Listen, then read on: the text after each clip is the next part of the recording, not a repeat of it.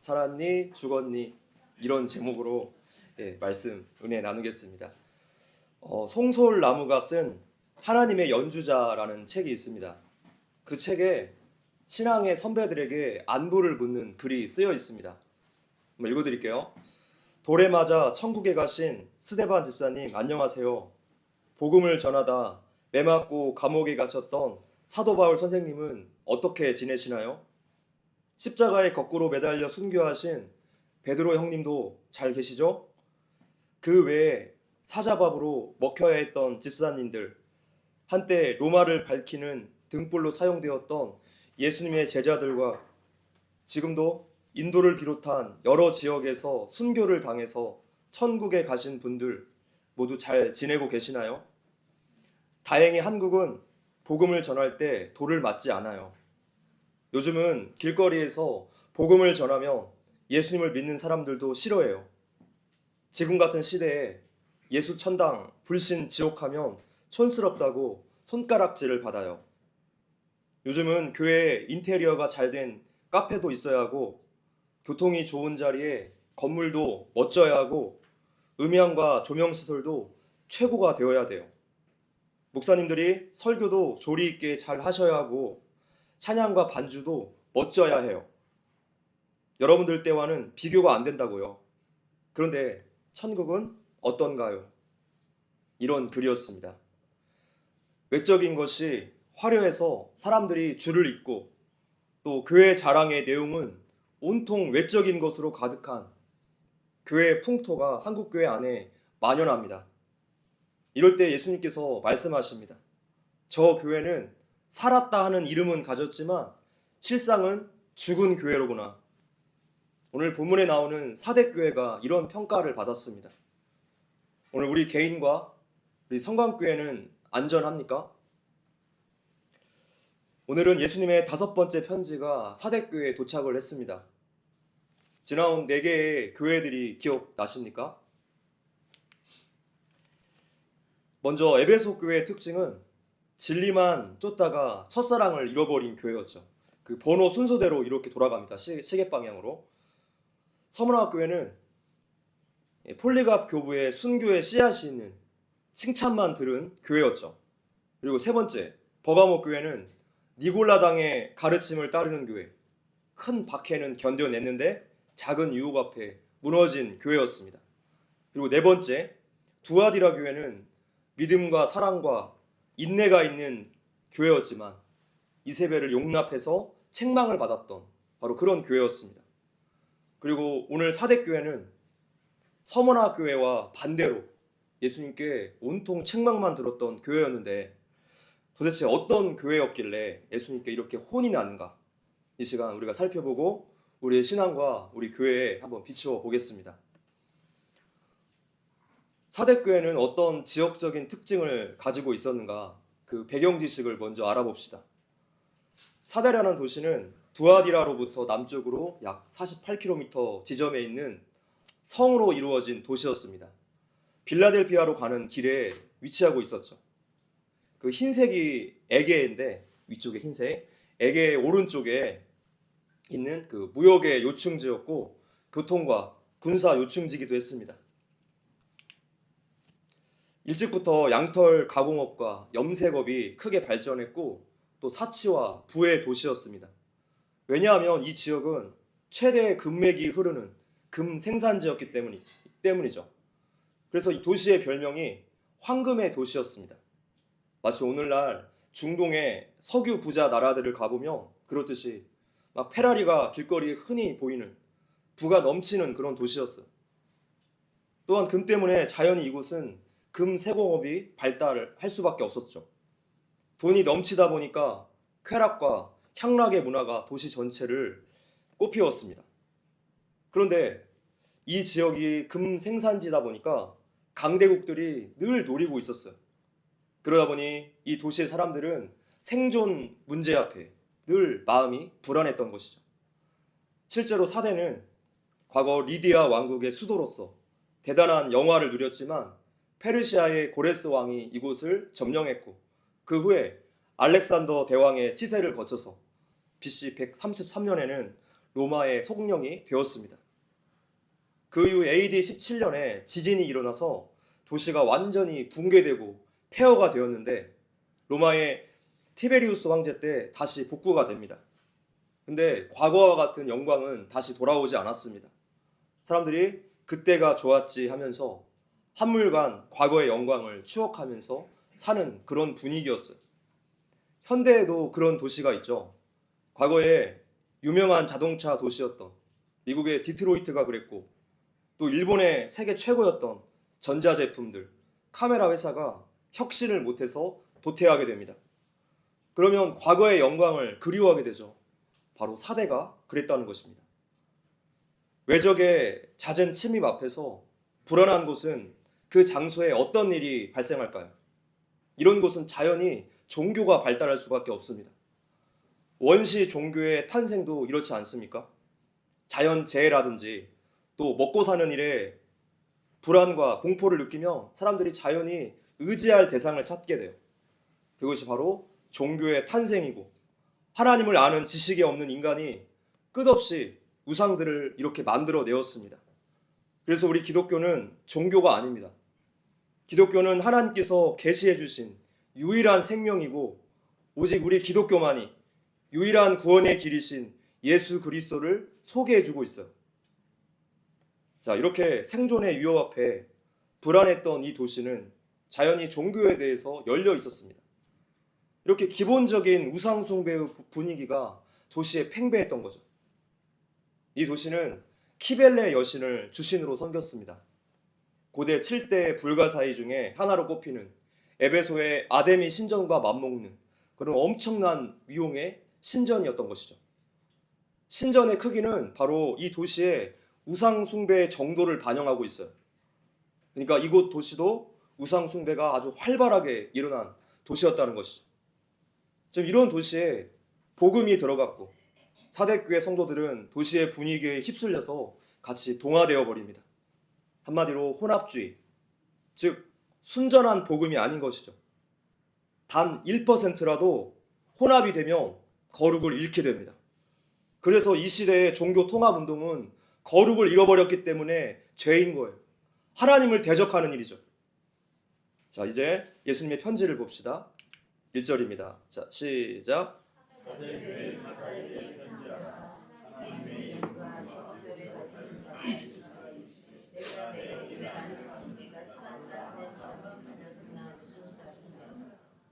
하나님의 일곱 영이라는 것은 계시록 1장 4절에서 설명을 해드렸던 것처럼 이사야서 11장 2절의 표현을 가지고 왔습니다.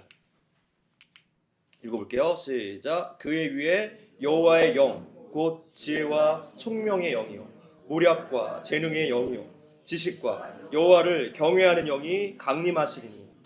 지금 성령님을 7가지의 특징으로서 소개하고 있습니다. 유대인들은 숫자에 상징을 넣는 그런 문학적인 표현을 사용하기 때문에 숫자 7은 하나님의 완전하심을 뜻하고 있어요. 그래서 하나님의 7영이라고 표현했고, 7별은 계시록 1장 16절에서 말씀드렸던 것처럼 7교회의 사자를 뜻합니다. 사자는 2가지를 뜻해요. 하나는 천사를 뜻하는데, 교회를 돌보는, 또 교회를 지키는 하늘의 천사가 있다는 뜻입니다. 또한 7교회의 지도자들을 뜻하기도 합니다. 예수님께서 자신이 기름 부어 세우신 교회 지도자들을 통해서 주님의 몸된 교회를 다스리신다는 것이죠. 하나님은 자신이 세우신 사람과 그 권위와 질서를 통해서 교회와 세상을 다스리세요. 그래서 우리는 권위 앞에 순복해야 합니다. 요한복음 15장 16절 읽어볼게요. 시작. 너희가 나를 택한 것이 아니요 내가 너희를 택하여 세웠나니 이는 너희로 가서 열매를 맺게 하고 또 너희 열매가 항상 있게 하여 내 이름으로 아버지께 무엇을 구하든지 다 받게 하려 함이라. 하나님께서 기름 부어 세운 사람은 하나님께서 능력도 주셔서 열매를 맺게 해주십니다. 교회는 사람이 세우는 게 아니라 예수님께서 세우시는 것이죠. 그래서 사람의 계획대로, 우리의 마음대로 되지가 않습니다. 예수님이 교회의 머리라고 고백하지만 실제로 삶에서 그것을 인정한다는 것은 쉽지 않은 일입니다. 최초의 교회는 가정이죠. 우리 가정의 주인은 정말로 예수님이 맞습니까? 우리 가정은 대소사의 모든 결정 앞에서 예수님의 기준대로 선택하고 판단하고 있습니까? 아니죠. 하나님의 뜻이 아닌 경제적 이익, 또 내 취향, 내 즐거움을 위해서 결정하는 때가 참 많이 있습니다. 저도 그래요. 우리 가정은 물론이고 이 성광교회 담임 목사로 와서 이것저것 다 해봤지만 번번이 하나님이 막으셨어요. 되는 일이 하나도 없었습니다. 왜입니까? 예수님이 주인이신데 내가 주인 노릇을 했기 때문이에요.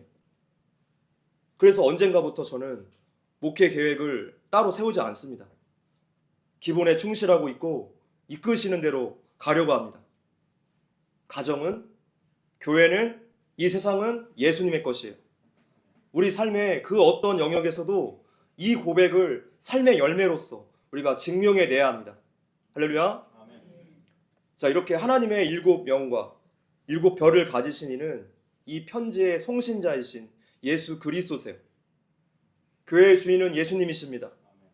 그래서 사대교회가 살았다 하는 이름을 가졌으나 죽은 자라는 말씀은 지금 사대교회에서 이루어진 모든 일들이 성령님으로 말미암은 일이 아니라 인간적인 계획과 힘으로 한 일이라는 뜻이에요.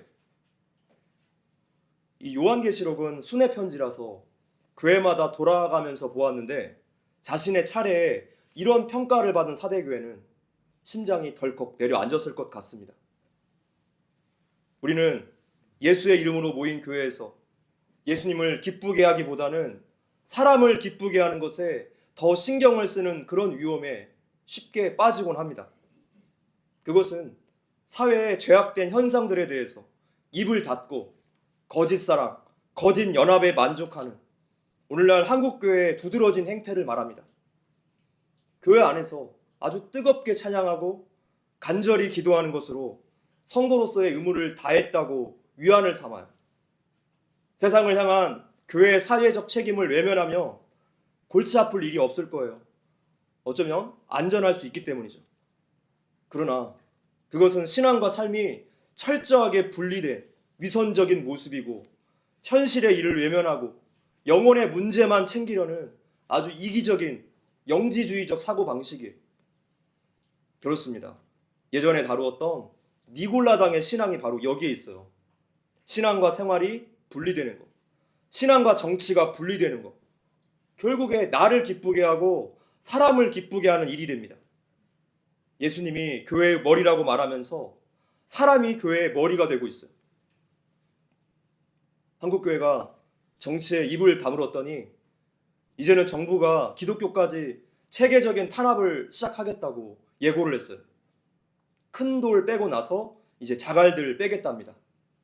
정부를 비판하는 교회들 싹 다 잡아들이고 강제 해산하겠다는 입법을 했어요. 이럴 때 꼭 정교분리의 원칙을 거꾸로 적용해서 들이댑니다.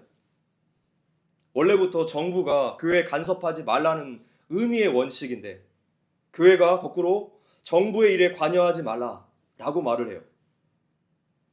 최초의 자유민주공화국인 미국의 국부들은 하나님을 믿는 신앙의 자유를 지켜내고자 나라를 세웠죠. 미국의 수정헌법 1조의 종교의 자유의 원칙은 그 국부들의 말과 행동에서 아주 정확하게 드러납니다. 미국의 초대 대통령 조지 워싱턴은 창세기 50장 19절에 요셉을 두려워하는 형들에게 요셉이 했던 말, 내가 하나님을 대신하리까, 이 말씀에 손을 얹고 취임 선서를 했습니다. 그리고 마지막 고별 연설에서는 국가의 보전을 위해서 신앙과 도덕이 필수다라고 강조했어요. 재임 중에 감사의 날을 제정했고 금식 기도와 또 겸비의 날도 선포하면서 지켜냈습니다. 그러니까 한마디로 신앙과 정치가 함께 가는 거예요. 지금 이러한 헌법의 정신을 이승만 대통령께서 그대로 우리나라에 가져오셨죠. 정부가 말하는 정교 분리의 원칙은 단단히 왜곡되었습니다. 교회는 세상의 빛과 소금에 사회적인 책무를 다해야 합니다. 내가 하나님을 좋게 하려, 내가 사람들을 좋게 하랴. 사도 바울의 이 고백 앞에서 교회는 자신의 상태를 확인해 봐야 할 것입니다. 사대교회의 유적이 아직 남아있는데 이렇습니다. 꽤 이렇게 근사한 원형의 건축물이었는데 바로 옆에 다른 우상의 신전이 함께 있었어요. 그러니까 다른 신전들처럼 교회도 나름 잘 됐다는 뜻이죠. 사람들 보기에 살아있는 교회였습니다. 겉으로 보기에 생동감이 넘쳐났어요. 찬양도 있고 말씀도 있고 구제와 섬김도 있고 성도의 교제도 있었습니다. 그런데 이 모든 일들이 하나님을 위한 일들이 아니라 사람을 위한 일들이었다는 거예요. 오죽하면 예수님께서 이 교회를 죽었다라고 평가하시겠습니까? 생명력이 넘쳐야 하는 교회 안에 시체들만 가득 있더라는 것입니다. 시체가 설교하고 있고 시체가 찬양하고 시체가 봉사하고 있습니다. 오늘 우리 교회의 모습은 아닌가? 오늘 나의 모습은 아닌가? 우리가 통렬하게 회개해야 할 것입니다. 예수님께서 사대교회에게 말씀하십니다. 내가 내 행위를 아노니. 예수님께서는 열매로서 그 나무의 정체를 안다고 말씀하셨어요. 그래서 열매는 굉장히 중요한 거죠. 열매는 그 나무가 어떤 나무인가를 판단하는 아주 중요한 근거가 되기 때문입니다. 모든 것을 다 꿰뚫어 보시는 신적인 통찰력으로 보시는 예수님께서 하시는 이 말씀이 어떤 사람에게는 책망의 소리로 들릴 것이고 또 누구에게는 위로와 격려의 말씀으로 들릴 거예요. 내가 오늘 하나님 앞에서 어떠한 열매로 살고 있느냐에 따라서 이 메시지가 180도 달라지게 되는 것이죠. 하나님의 눈은 결코 속일 수가 없습니다. 잠언 15장 3절의 말씀처럼 하나님의 눈은 악인과 선인을 감찰하시기 때문입니다. 우리는 사람의 눈만 속이면 된다고 생각하는데 하나님께는 이런 것이 안 통한다는 뜻이에요. 그래서 우리가 똑같은 행동을 해도 그 속마음에 따라서 그 동기에 따라서 예수님께 다른 평가를 받게 될 것입니다. 그래서 성도는 진실해야 합니다. 순수해야 합니다. 예수님께서 다 보고 계시기 때문이죠.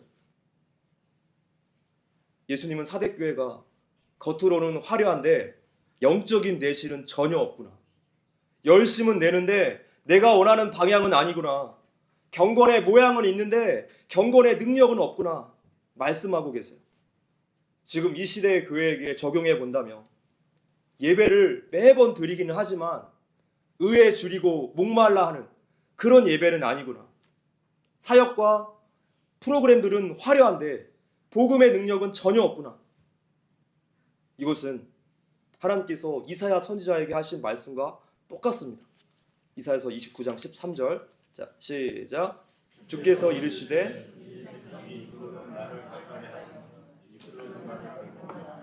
그들의 마음은 내게서 멀리 떠났나니 그들이 나를 경외함은 사람의 계명으로 가르침을 받았을 뿐이라. 이 말씀은 신앙의 매너리즘, 형식주의에 빠진 우리들에게 얼마나 무섭고 통렬한 지적입니까? 내가 왕년에는 이런 신앙이었는데 과거의 신앙적인 영광을 그리워하지 마십시오. 오늘이 현재가 가장 뜨거운 신앙인이 되어야 합니다. 지금 이 나라의 고통은 남겨진 그리스도인들을 가장 뜨거운 신앙으로 만들어 주었어요. 간절히 하나님을 찾는 그 불같은 신앙으로 바꾸어 주었습니다. 이런 고통이 아니고서는 도무지 바뀌지 않는 돌같은 심령을 다 부수어뜨리십니다. 한국교회가 처절하게 회개할 때까지 더 큰 핍박이 몰려올 것입니다. 우리의 신앙생활 안에서 왕년이란 말을 쓰지 마십시오. 달리지 않는 자전거는 반드시 옆으로 쓰러질 것입니다. 마찬가지예요. 우리 신앙에 후퇴라는 것은 없습니다. 오직 전진뿐이죠. 천국 표대를 향해서 우리는 나아가야만 할 것입니다. 할렐루야. 내가 살았다 하는 이름은 가졌으나 죽은 자로다.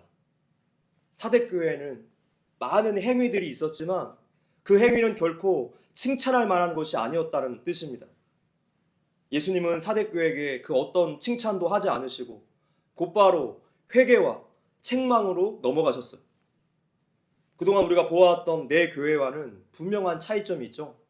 늘 처음에 칭찬을 하고 나서 그 뒤에 책망과 회개 촉구가 있었는데 사대교회는 도무지 칭찬할 만한 것이 하나도 없었다는 뜻이에요. 죽은 자로다. 이 단어의 시제를 보니까 이미 완전히 죽은 시체가 아니라 현재 급속하게 죽어가고 있는 상태라는 뜻입니다. 네가 살았다는 이름은 가졌으나, 이름은 명성, 평판을 뜻해요. 그러니까 이 사대교회가 세간의 명성은 자자한데 이름을 좀 날리는 교회였는데 그 실상은 영적으로 급속하게 죽어가는 교회였다는 뜻입니다. 그래서 사대교회라고 말하며 이런 키워드가 떠올라요. 형식주의, 영적 무기력, 행함이 없는 믿음. 바로 예수님께서 하신 평가처럼 죽은 믿음입니다. 이것은 오늘 우리가 겪고 있는 영적인 문제는 아닙니까? 지금 요한계시록에서 나타난 예수님의 평가는 교회마다 다 달랐죠. 그런데 받은 말씀이 달라서 지금 결과가 다른 것입니까? 아니에요. 같은 복음을 들었어도 말씀에 대한 반응, 순종이 달랐기 때문입니다. 사도 바울은 고린도 교회에게 이렇게 말씀했어요. 읽어볼게요. 시작. 이는 우리가 다 반드시 그리스도의 심판대 앞에 나타나게 되어 각각 선악간에 그 몸으로 행한 것을 따라 받으려 함이라. 구원받은 자는 반드시 성령의 열매가 나타납니다. 자기의 육체를 위하여 심는 자는 육체로부터 썩어질 것을 거두고 성령을 위하여 심는 자는 성령으로부터 영생을 거두리라. 오늘 우리의 신앙생활은 육체를 위해서 심고 있습니까? 아니면 성령을 위해서 심고 있습니까? 우리 각 사람이 하나님의 평가를 받는 날은 반드시 올 것입니다. 그 날을 바라보면서 매일의 삶 속에서 부단히 하나님 말씀에 순종하기 위해서 몸부림을 치는 것이 모든 성도가 살아가야 할 종말론적인 신앙입니다. 이 사대라는 도시의 그 죽어가는 분위기와 사대교회의 분위기가 참 닮아 있어요. 도시가 아무리 죽어가도 교회만 살아있다면 그 도시는 언제든지 다시 회복될 수 있습니다. 과거에 우리나라의 새마을 운동이 그랬습니다. 여러분 새마을 운동 노래 아십니까? 박정희 대통령님께서 지으신 곡인데 새벽종이 울렸네 새아침이 밝았네 이렇게 시작하죠. 그 당시에 새벽종을 치는 곳은 교회밖에 없었어요. 새벽종을 왜 칩니까? 새벽 기도회, 새벽 예배를 알리는 신호였죠. 그래서 성도들이 새벽종 종소리에 교회에 가서 말씀을 듣고 기도를 하고 그 다음에 일터로 향했습니다. 그냥 그 일터에서 열심히 일한 게 아니라 기독교 정신으로 일했다는 거예요. 사기치지 않았고 남을 속이지 않았고 정직하게 성실하게 일했더니 하나님의 복을 받는 것은 당연한 일이에요. 일의 능률이 오르면 당연한 일입니다. 그렇게 기독교인들이 새마을 운동에 앞장섰고 한강의 기적을 만들어냈어요. 과거 우리나라의 경제 성장은 기독교 부흥의 때와 분명히 맞물려 있습니다. 교회가 살아있으면 지역과 사회는 덩달아서 살아나기 마련입니다. 그런데 사대교회는 죽어 있었기 때문에 이 도시를 살리지 못했던 것이죠. 교회가 사회의 희망이고 세상의 희망인데 오늘날의 교회는 어떻습니까? 답답합니다. 슬픈 소식만을 우리에게 안겨주고 있어요. 예수님은 사대교회를 살았으나 죽은 자라고 평가하십니다. 병원에서 산소호흡기를 꽂고 있는 식물인간처럼 영적인 식물인간이라는 거예요. 그런데 더 비참한 사실은 자기가 현재 죽어가고 있는 것도 모르고 있다는 것이죠. 사사기 16장을 보며 삼손이 딜라의 꾀임에 빠져서 머리가 깎이는 장면이 나옵니다. 그때 성경이 삼손을 이렇게 평가합니다. 같이 읽어볼게요. 시작. 들릴라가 이르되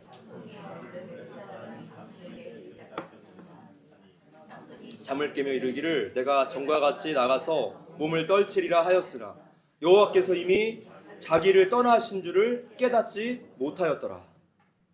다윗도 그랬습니다. 밧세바 간음 사건 이후에 자기가 잘못한 건지도 모르고 나단 선지자가 왔을 때야 깨달았죠.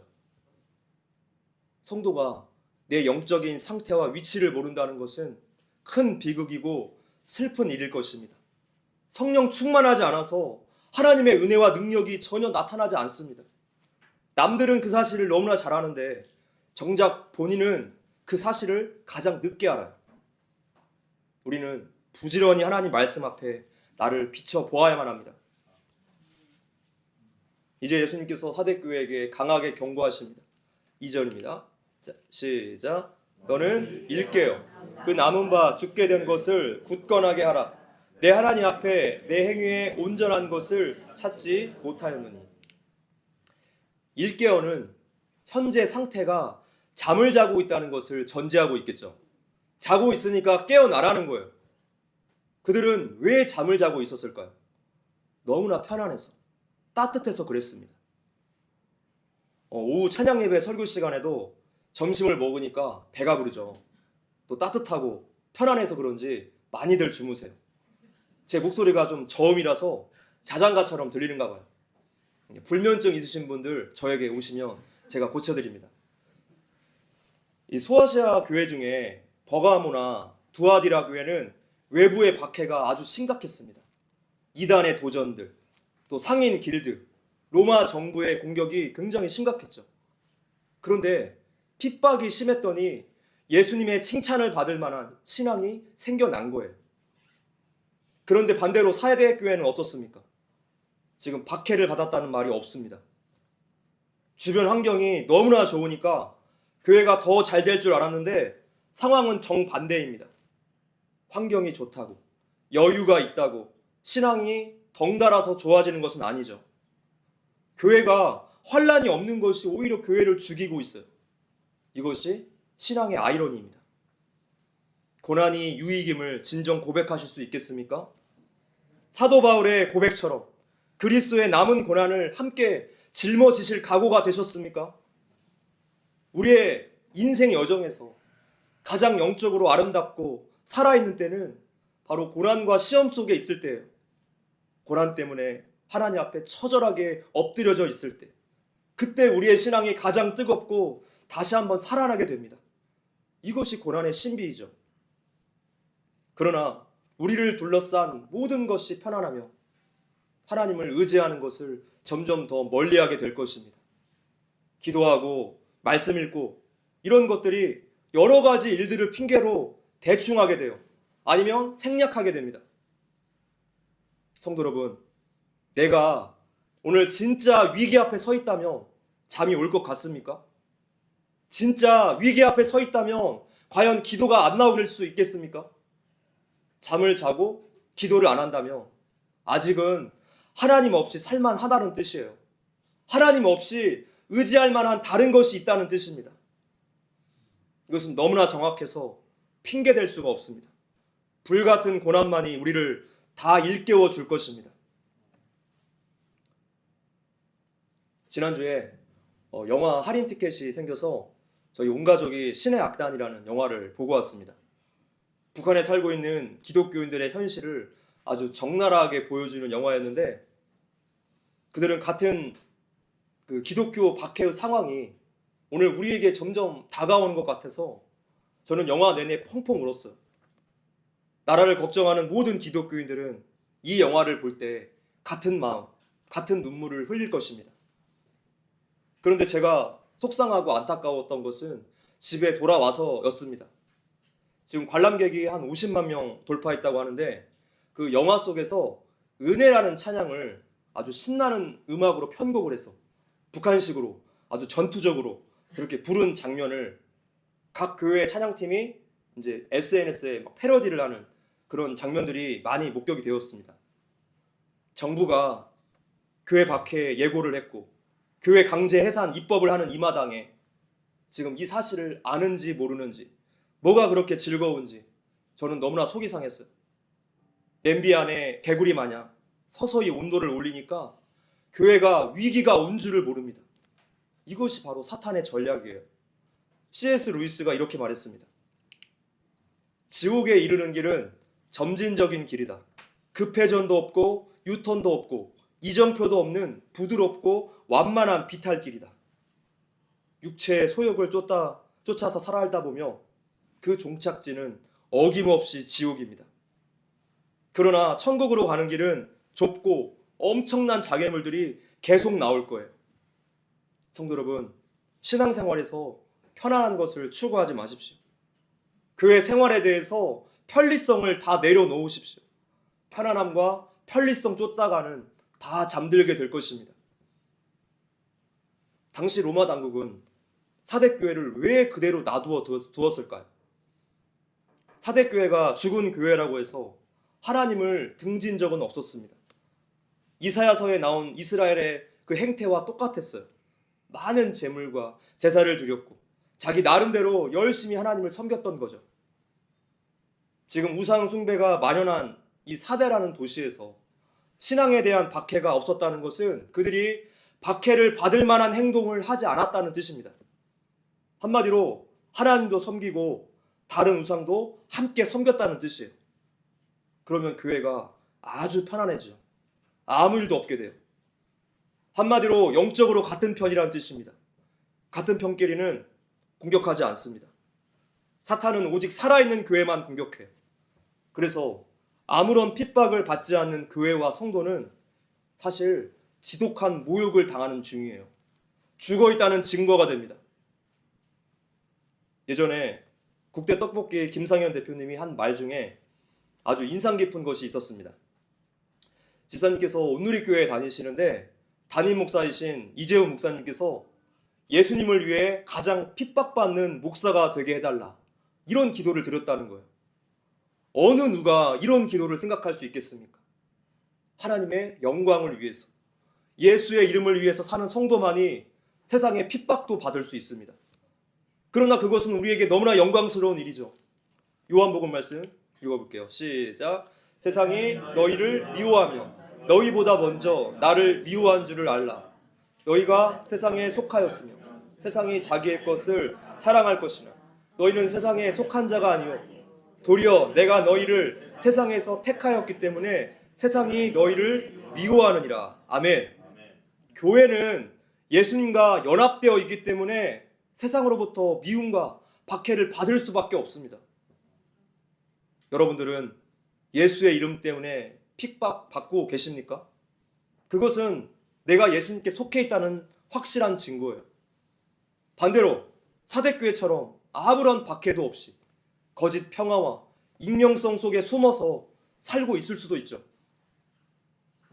마틴 루터 킹 목사님은 이렇게 말했어요. 최대의 비극은 악한 사람들의 거친 아우성이 아니라 선한 사람들의 소름 끼치는 침묵이다. 성도 여러분, 지금은 결단해야 할 시기가 되었습니다. 교회 안에 알곡과 쭉정이가 가려지는 시기가 되었어요. 밖에 상황들 아시지 않습니까? 교회를 강제 해산시키는 입법은 포괄적 차별금지법보다 더 직접적인 교회 박해인데도 어쩌면은 교회가 이렇게 아무 입을 열지 않고 꾹 다물고 있는지 모르겠어요. 우리 대신교단 총회도 아무런 말이 없습니다. 시간마다 모여서 예배를 드리는 경건의 모양은 갖추었지만 세상을 향한 경건의 능력은 전혀 없는 처참한 한국교회 현실입니다. 말씀을 맺겠습니다. 너는 일깨어 그 남은 바 죽게 된 것을 굳건하게 하라. 우리가 어릴 적에 국민학교 때 11월이 되며 불조심 포스터를 항상 그렸습니다. 그 중에 대표적인 문구라고 하면 꺼진 불도 다시 보자, 바로 이 문구였죠. 꺼진 것 같은데 그 속에 불씨가 있을 수 있으니까 다시 한번 확인하라는 뜻이에요. 이 작은 불씨는 바람만 불면 금세 크게 살아날 수 있습니다. 지금 사대교회가 그런 교회라는 뜻입니다. 아직 완전히 죽은 것은 아닙니다. 계속 그렇게 놔두면 죽겠지만 아직 남은 것이 있다는 거예요. 그것을 굳건하게 세우라고 말씀하십니다. 하나님 앞에서 행위를 온전하게 하라는 것입니다. 감사하게도 예수님께서 지금 마지막 기회를 주시는 거예요. 사랑하는 성도 여러분, 진짜 마지막 때입니다. 시간이 없어요. 하나님을 만홀히 여기지 마십시오. 그분을 가장 사랑해야 합니다. 말씀에 순종하기 위해서 우리가 몸부림을 쳐야 합니다.